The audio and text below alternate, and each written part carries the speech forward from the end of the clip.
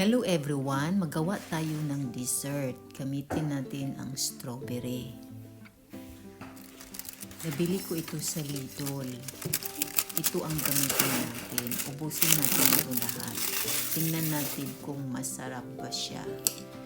Just experimenting. Trying if masarap ba. So,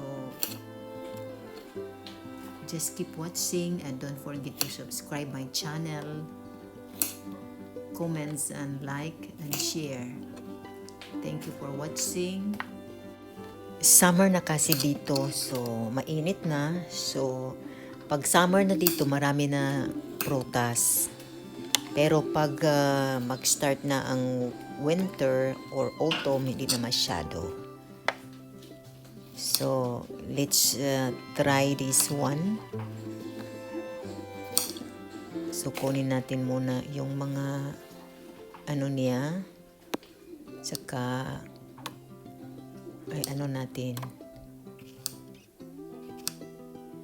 Yung strawberry, hindi siya lahat matamis. Pag ano siya, dark red, yung parang ripe na talaga, matamis siya. Pero pag hindi masyado, ano siya, sour. So, ano natin, slice, and then, tingnan natin, hindi lang strawberry ang ihalo natin, dagdagan din natin ng ibang mga prutas. Ang asawa ko talaga ang mahilig ng matamis. Kumakain din ako ng matamis, pero mas marami ang sa asawa ko. Sa akin, hindi ako masyadong maraming makain. Ano lang, patikim-tikim lang, pero ang asawa ko talaga, super. So, ilagay natin dito pagkatapos.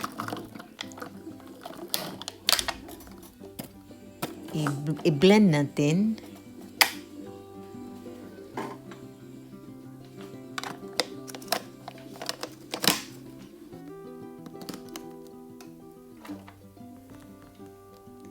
Then pagkatapos,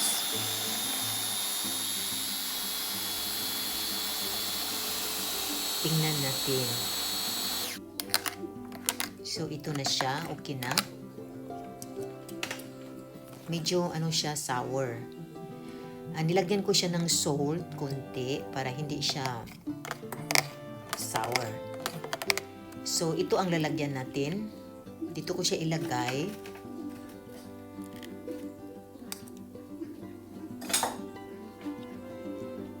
And then, ilagay natin sa rep siguro mga 2 hours or 1 hour. And then, ito na siya. Tapos, nasa mga 2 oras. So, ang gagawin natin, pagkatapos nito, lagyan din natin ng iba.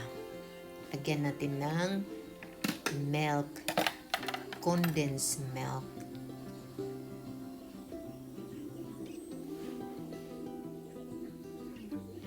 Mas maganda pag pagkatapos nito ng condensed milk, mga 270 ml lang kasi naggamit ko na siya. So, ang 1 can is 395 ml. So, naggamit ko na kasi. So, ano na lang siya, mga 270. So, ang mabuti nito, ilagay natin muna sa freezer. Ang sa akin kasi, hindi ko siya nilagay sa freezer. So, diretso siya.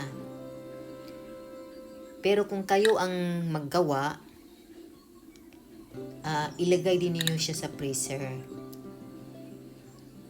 mga tingnan lang ninyo kung mag-ano na siya, din saka nyo kukunin. Pero ang sa akin kasi, diretso ko hinalo yung strawberry. So, mas mabuti pag hindi mo diretso ihalo ang strawberry. Iano lang, i-freezer mo muna yung condensed din para maging ano na siya.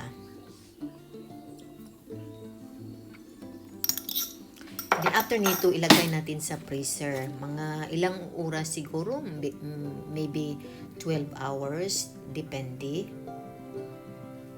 So, lagay na natin. And then, kunin natin pag ano na siya, na-frozen na siya. So, lagyan natin ng mga vegetable. Ibang klaseng vegetable ito. Mango.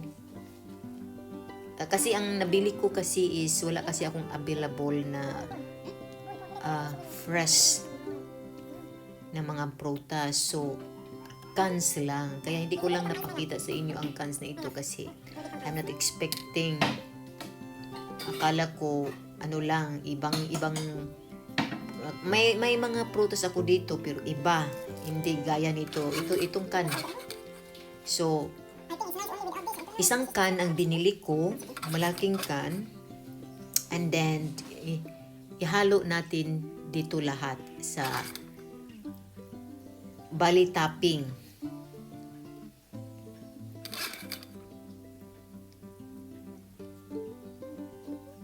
Sa can, mayroon din siyang grapes, pineapple, at saka cherry. Pero mayroon din akong preskong grapes, kaya ilagay natin ang grapes. This is only experimenting. Oo, ay sinubukan ko lang na who knows, baka masarap. So,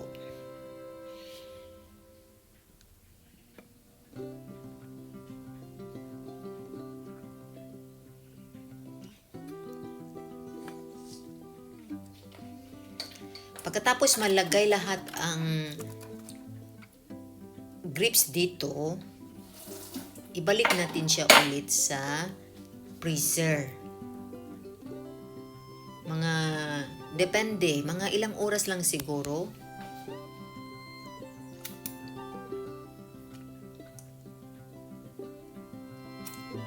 So, okay na siya. Ilagay na natin sa freezer.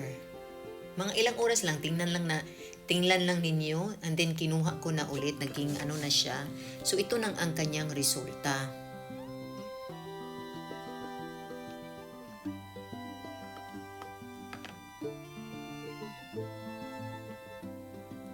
Diba?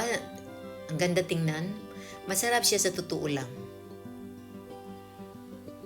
Masarap siya. Subukan ninyo. Talagang masarap. Kaya lang nahaluan siya dito sa top ng milk.